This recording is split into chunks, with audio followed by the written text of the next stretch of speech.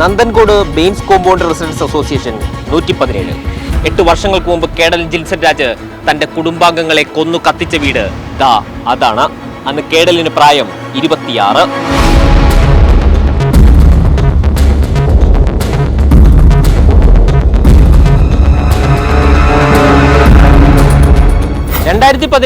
April 5-6 ദിവസങ്ങളിലായിരുന്നു കൊലപാതകം. അച്ഛൻ രാജാ തങ്കത്തെയും അമ്മ ജീൻ പത്മയെയും പെങ്ങൾ കരോലിനെയും കൂടാതെ വൃദ്ധയായ ലളിത എന്ന ബന്ധുവിനെയും കേഡൽ കൊന്നുതള്ളി. 2 ദിവസത്തിന്റെ ഇടവേളകളിൽ നടന്ന കൊലപാതകത്തിനിടെ കേഡൽ ഈ വലിയ വീട്ടിൽ വിശ്രമിച്ചു, ഭക്ഷണം കഴിച്ചു.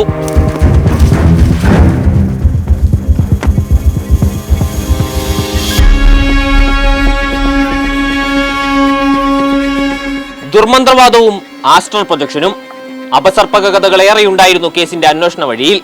പക്ഷേ കത്തിക്കരിഞ്ഞ മൃതദേഹങ്ങളുടെ യാഥാർത്ഥ്യം തെളിയിച്ചെടുത്തപ്പോഴേക്കും അന്വേഷണ ഉദ്യോഗസ്ഥർ പോലും ഞെട്ടിത്തെരിച്ചു. അമ്മ ജീൻ പത്മയായിരുന്നു കേഡലിന്റെ ആദ്യത്തെ ഇര. കൊല്ലാനുള്ള എല്ലാ സംവിധാനങ്ങളും ഒരുക്കി വെച്ച ശേഷം അമ്മയെ താഴത്തെ നിലയിൽ നിന്ന് മുകളിലേക്ക് വിളിച്ചു വരുത്തി. ശേഷം തലക്കടിച്ച് കൊലപ്പെടുത്തി.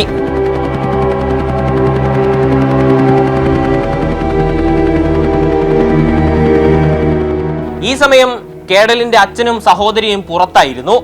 മകൻ തന്റെ ഭാര്യയുടെ ജീവനെടുത്ത കഥയറിയാതെ വന്നു കയറിയ പിതാവിനോട് കേഡൽ അമ്മ പുറത്തുപോയെന്ന് നുണ പറഞ്ഞു. പിന്നീട് ഒരുമിച്ചിരുന്ന് ഭക്ഷണം കഴിച്ചു. ഓരോരുത്തരായി മുകളിലത്തെ നിലയിലേക്ക് വിളിച്ചു വരുത്തി അച്ഛനെയും സഹോദരിയെയും കൂടി കേഡൽ കൊല്ലുകയായിരുന്നു. 2-ാം ദിവസം അഥവാ ഏപ്രിൽ 6-ാം തീയതിയാണ് 4ാമത്തെ കൊലപാതകം നടക്കുന്നത്. വീട്ടിൽ താമസമുണ്ടായിരുന്ന ലളിത എന്ന ബന്ധുവിനെയും കേഡൽ സമാന രീതിയിൽ 1-ാം നിലയിലിട്ട് കൊലപ്പെടുത്തി. ഇതോടെ 3 മൃതദേഹങ്ങൾ മുകളിലെ നിലയിലും 1 താഴത്തെ നിലയിലും അവശേഷിച്ചു. ഏപ്രിൽ 6-ന് കേഡൽ മൃതദേഹങ്ങൾ കത്തിക്കാൻ ശ്രമിച്ചതോടെയാണ് സംഭവം നാട്ടുകാർ അറിയുന്നത്. മുകളിലെ നിലയിലെ 3 മൃതദേഹങ്ങൾ ഈ മുറിയോട് ചേർന്ന ബാത്റൂമിൽ കേഡൽ പെട്രോൾ ഒഴിച്ച് കത്തിക്കാൻ ശ്രമിച്ചു. തീ ആളിപ്പടർന്ന് വീടിന് തീ പിടിച്ചു. അതിന്റെ അവശേഷിപ്പുകൾ ഇപ്പോഴും ഇവിടെ ദൃശ്യമാണ്.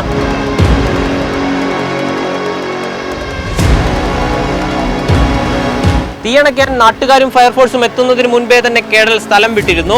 മൃതദേഹങ്ങൾ കണ്ടെത്തിയ പോലീസ് കേസെടുത്ത് അന്വേഷണം ആരംഭിച്ചു. ദിവസങ്ങൾക്കുള്ളിൽ പ്രതി പിടിയിലായി.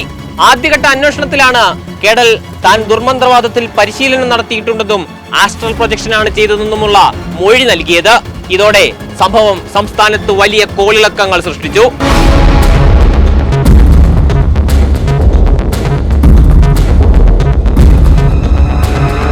സൈക്കോ കില്ലർ പരിവേഷം പ്രതിയെ ശിക്ഷാ നടപടികളിൽ നിന്ന് രക്ഷപ്പെടുത്തുന്നതിലേക്ക് വരെ കൊണ്ടു ചെന്നെത്തിച്ചു.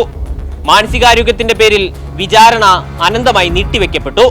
ഒടുവിൽ ശാസ്ത്രീയമായ പരിശോധനകളുടെ അടിസ്ഥാനത്തിൽ പ്രതി കേഡൽ ജിൻസൺ രാജ് ഒരു മാനസിക രോഗിയല്ലെന്ന് തെളിയിക്കപ്പെട്ടതോടെ വിചാരണ പുനരാരംഭിക്കുകയായിരുന്നു.